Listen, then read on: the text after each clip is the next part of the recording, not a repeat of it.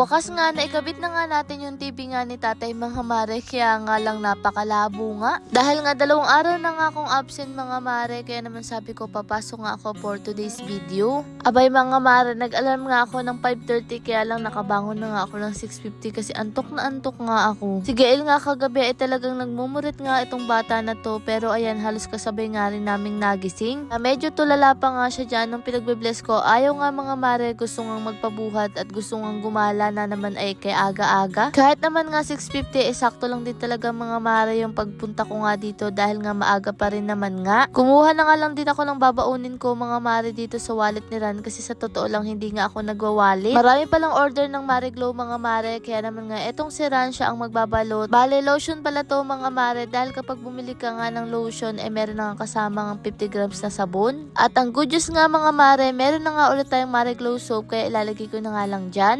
Maraming salamat sa tuwing umu-order kayo mga mare, ay talaga namang natutuwa ang puso namin dahil kahit papaano hindi man tayo malaking negosyante, nakakaraos tayo sa araw-araw. Tulad nga nito mga mare, napakaraming umorder nga ngayon dahil nga may pa-previous nga tayo at limited nga lang ito dahil minsan lang to, inuubos nga lang natin to. Kaya samantalahin nyo na mga mare habang may pa-previous pa nga tayo. Ganito nga ang kaganapan dito kapag may mga pa-orders nga tayo. Si Ran, eto nga ang kanyang ginagawa, siya talaga sa production. Pag kasi wala ako dito mga mare, siya ang nag-aasikaso, ako naman nga sa marketing, nagpo-post nga ng mga video para makabenta. Pagkatapos niya nga dyan mga mare, ayan, pumunta na nga rin siya dito at tingnan nyo naman nga lamesa namin. Salamat nga po pala sa mga nagbibigay nga sa aming mangga. Kahit wala nga tayong puno ng mangga, marami nga tayong mangga. Alam nyo ba mga mare, yung napupulot nga lang o yung nakukuhang damo sa daanan, yung tinatawag nilang sikan, ewan ko bakit sikan ang tawag dyan, pero ayun nga yun mga mare. Siguro iba sa atin na hindi nyo nga mga mare alam na kinakain nyo, yung damo lang siya mga mare sa pilapil. Yan nga yung inuulam nila mga mare, alam nyo rin ba yun? At si tatay talaga, gustong gusto niya nga rin yan at lalagyan niya nga lang yan ng sili. Hindi na nga rin nailagay etong TV nung nakaraan, pero sa wakas nga mailalagay na nga rin mga mare. Medyo hirap nga lang ako dahil hindi ko kabisado etong remote. At ang nakakatawa pa nung una, kaya ayaw mga mare, abay nakalimutan ko wala palang battery, kala ko sira na. Pero nung nabuksan ko na nga mga mare, hindi ko naman nga alam kung paano, kaya kailangan pala nito ng antena. Naalala ko tuloy mga mare, kapag nakikinood kami, ganito lang naman kalabo, masayang masaya na kami. Ang mahalaga naman ay nakikita nga namin siya. Gustuhan nga namin mga mare may TV noon o nakikinood kami, kahit basketball nga pinapanood ay chinatsaga nga namin yun. Siyempre nakikinood na lang kami mga mare, hindi naman nga pwede na kami ang masunod, kaya kung anong pinapanood nga ng may-ari ayun lang di papanoorin namin. Naalala ko pa dati mga mare noon, alam mo yung kararating mo pa lang tapos sasabihin ng may-ari, oy patayin mo na yan, mainit na yung TV.